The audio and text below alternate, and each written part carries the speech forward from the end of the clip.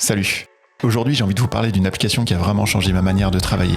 Cette application, c'est Raycast. La promesse de Raycast, c'est d'ajouter une infinité de fonctionnalités manquantes de votre OS pour vous rendre beaucoup plus productif. Imaginez un remplaçant de Spotlight sur macOS par exemple, mais avec plein de commandes, de plugins et surtout une personnalisation très poussée. Je ne peux déjà plus me passer de Raycast tant il ajoute des fonctionnalités qui sont devenues fondamentales dans mon workflow et qui sont donc pourtant manquantes dans l'OS natif, ce qui est fou. Dans cette vidéo, je voulais vous partager quelques-unes de mes commandes et extensions favorites. Et si vous en avez d'autres, n'hésitez pas à les partager en commentaire surtout.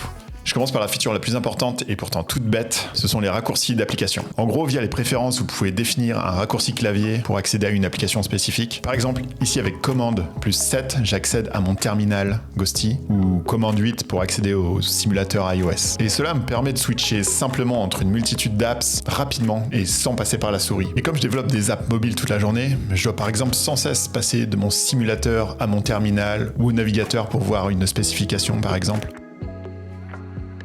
C'est beaucoup plus efficace. Alors peut-être que j'utilise mal le Finder de macOS, mais je n'ai jamais réussi à trouver efficacement un fichier grâce à sa recherche. Et bien là encore, Raycast propose ce à quoi je m'attendais initialement. Vous pouvez simplement taper votre recherche de fichiers, y compris en utilisant des regex ou des patterns, et vous trouvez directement ce que vous recherchez. Vous pouvez même chercher dans le contenu des fichiers, si besoin.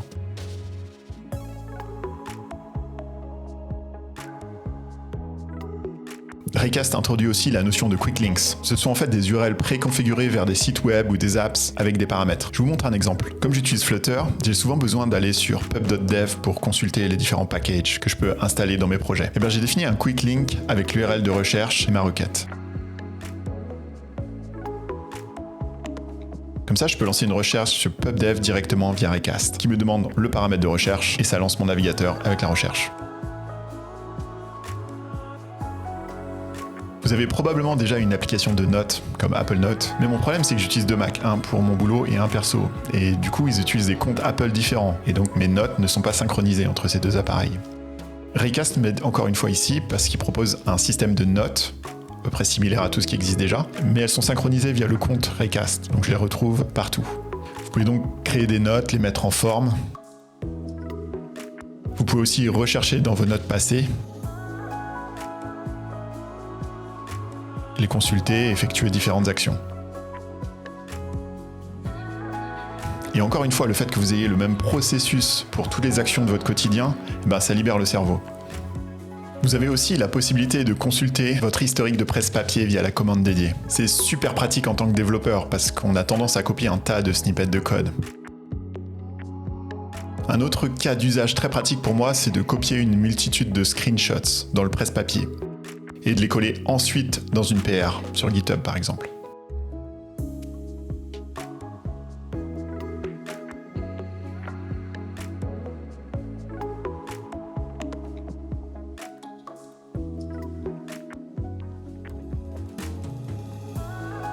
Je les retrouve tous directement depuis ce menu et ça m'évite de manipuler des tas de fichiers.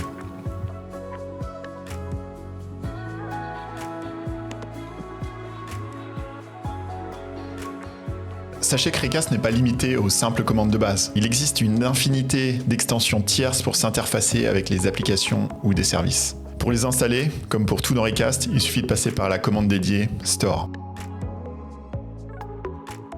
Vous pouvez consulter une extension et l'installer.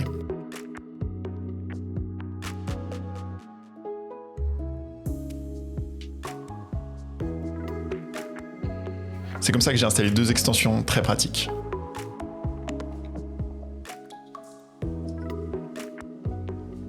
Tmux est un outil de gestion de session de terminal que j'utilise tous les jours. Et pourtant, j'ai tendance à oublier certaines commandes de base, comme celle pour réattacher une session.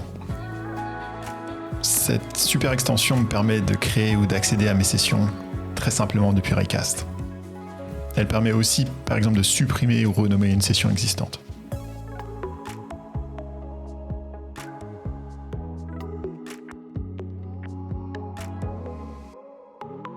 Plutôt que d'aller sur le site d'OpenAI, je pose désormais toutes mes questions à ChatGPT via l'extension Raycast dédiée. Elle permet simplement de lancer des conversations et d'effectuer différentes actions.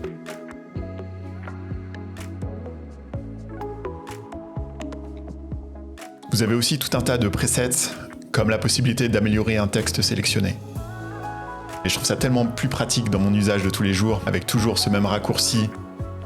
Alors pour celle-ci, c'est peut-être très spécifique à mon usage, mais j'ai souvent besoin de chercher des logos au format SVG. Et l'extension SVGL permet exactement cela, de rechercher très simplement via une simple recherche n'importe quel logo parmi une base de données assez complète, et on a directement le contenu SVG dans le presse-papier. Et ça m'est très utile lorsque je design dans Figma ou que je fais des présentations par exemple.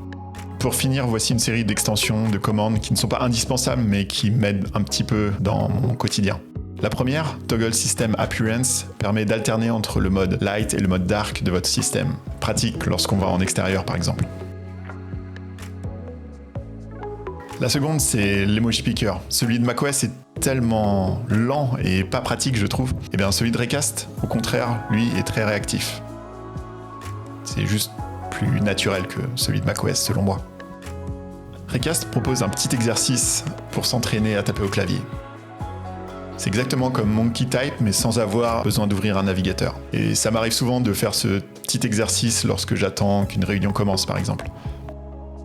Dernier petit conseil, désactivez le raccourci de Spotlight dans les préférences et réaffectez ce même raccourci à Recast. Comme ça, vous gardez la même habitude pour ouvrir Spotlight, mais ça va ouvrir Recast à la place. Et voilà. On a fait le tour. Alors on est d'accord, aucune de ces fonctionnalités n'est révolutionnaire et il est possible d'arriver au même résultat avec des applications dédiées. Mais ici on a une unique expérience pour accomplir tout ça et ça rend le tout très accessible, très simple, très naturel. Alors je l'ai pas dit mais Recast est pour l'instant uniquement disponible sur macOS, mais une version Windows ne devrait plus tarder. Une version iOS est aussi en préparation mais ça sera une expérience différente, c'est plus pour accéder aux notes par exemple quand on est en déplacement. J'espère que tout cela pourra vous être utile et que cela vous aura donné envie de tester, ne serait-ce que pour quelques fonctionnalités. À très bientôt, salut. Ciao.